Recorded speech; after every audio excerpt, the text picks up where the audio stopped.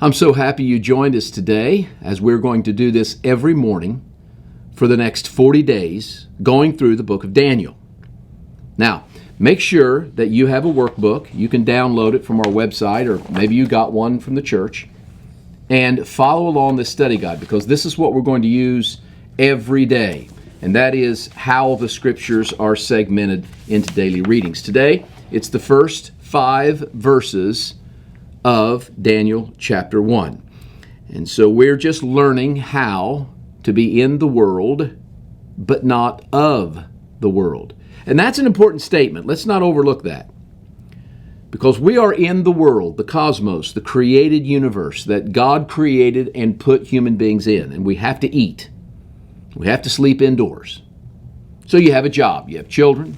Maybe you go to their activities at school and you raise those children. We live our life. We go on vacations. And that's what it means to be in the world. But what's it mean to not be of the world? Well, there is where the nuance takes place. This is where the dissection has to happen, where there is in the world, which is a lovely, wonderful kind of journey that we take in life, with its ups and downs, with its highs and lows, with its mountains and valleys, with its pain.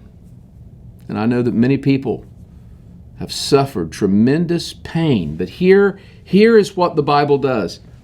The Bible doesn't take away the pain, but it gives us a meaning and purpose for our life that is so great, it justifies the pain.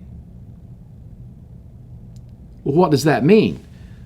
Well, it means that if we know that we're on assignment in our life, we're not going somewhere, we're being sent somewhere, that the purpose of that assignment can become so great in your life that it actually justifies the pain.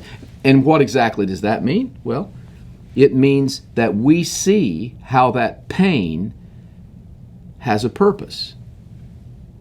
In the life of Daniel, the pain of being separated from his homeland, being deported into a foreign land, the pain of that was justified by what he writes in these first 5 verses.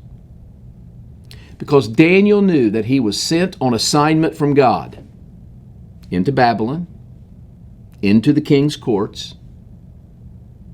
And that assignment, the purpose of that, and the meaning that it brought his life of importance was so great that it justified the pain of his past. And so when we talk about being in the world, not of the world, this just isn't a nice way of saying a cute phrase. All right, this is not just a nice way of defining why Christians should be wholly and different from the world. No, it's even greater than that. It is actually a defining of our purpose in the world, understanding that we are here for a reason, that we're on assignment from God, and that all of the past pain and even our own mistakes are working together in such a way to aid and abet us on this assignment from God. And what is that assignment? Well, first of all, to live your life in such a way that you go to heaven. Number 2, to take everybody else that you can with you. Your work peers, your classmates, your family, obviously. Number 3 is to lay up treasures for eternity until we get there. That's the ultimate kind of aim and goal of our life. And if we adopt this understanding, the beauty in that is that it gives purpose to our life and meaning in such a way, such a dimension, such an intensity, in such a great way that we can look back on our life and it justifies the pain, the valleys we go through.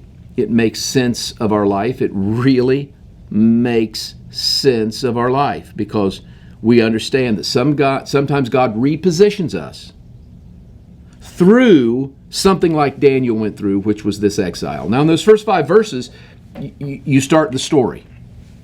Nebuchadnezzar comes into Jerusalem. Nebuchadnezzar's the king of Babylon. And he comes into Jerusalem, and the first thing, verse 2, the Lord gave Jehoiakim, king of Judah, into his hand. Well, just wrestle with that for a little bit, because here comes an invading king of Nebuchadnezzar from Babylon. Daniel, who is writing this, makes this statement right out of the gate, that this was God's plan. God gave Jehoiakim, king of Judah, into the hand of Nebuchadnezzar, king of Babylon. And why? Well, we know why, because they weren't living right, because they had not structured their society in Judah according to God's alignment, according to God's plan. And because of that, they became weak. They became morally fragmented, and they fell apart. They were overcome. But see, Daniel was absolutely convinced that this was all part of God's master plan. And there's things in your life that you don't understand in the moment. It's painful. But we got to have faith that in the big picture, somehow this is working all according to God's master plan. Now, what Nebuchadnezzar does, he takes two things, I'm going to say things, away from Jerusalem. One are the articles from the temple. The second thing are human beings. And he takes these things away.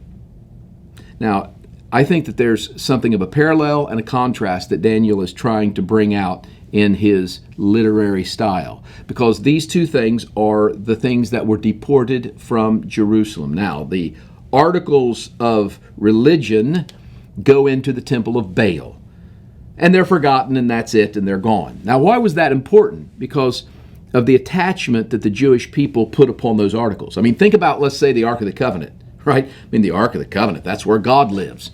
That's God's dwelling. And whenever that mentality kind of crystallized into some kind of quasi-idolatry, really, because, it's like, well, it's the articles of our temple that are the most important things, and our wealth and those things. And I think Daniel is saying, look, those articles that we thought were so special, well, they were just pieces of gold, and they got stolen, and they were put inside this other temple, and they were locked away, and that's it.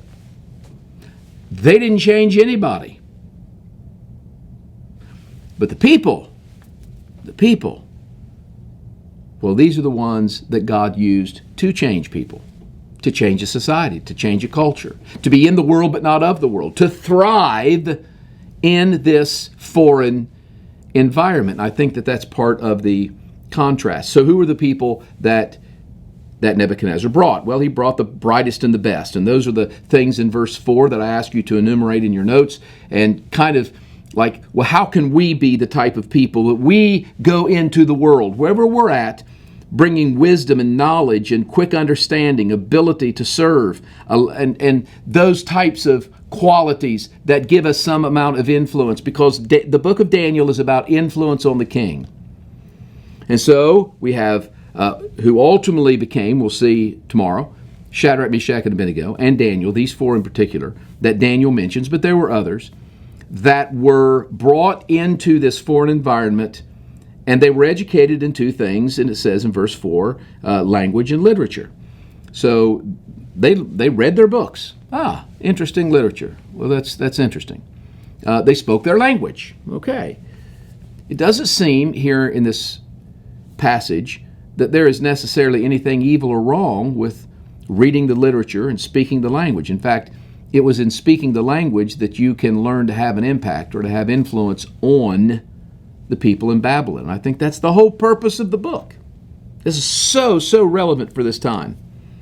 So there was a level of learning in the literature and the language. There was some level of training that was necessary. So you got to be in the world, right? I mean, you got to work a job. You got to sleep indoors. You got to eat.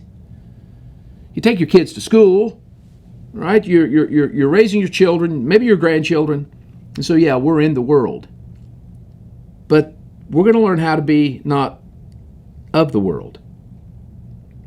And so in this passage, what we learn is that the king appointed daily provisions, this is in verse 5, of his delicacies and wine, and he trained Shadrach, Meshach, and Abednego, and Daniel. Now, we'll see tomorrow that there's some things that happened in that environment where they drew the line. And they said, well, here is where we draw the line. Now that's an important point. And wow, I mean, this is one we could talk about for a long, long time. Like, where do you draw the line? So anyway, that's our study for tomorrow, and I'll see you then.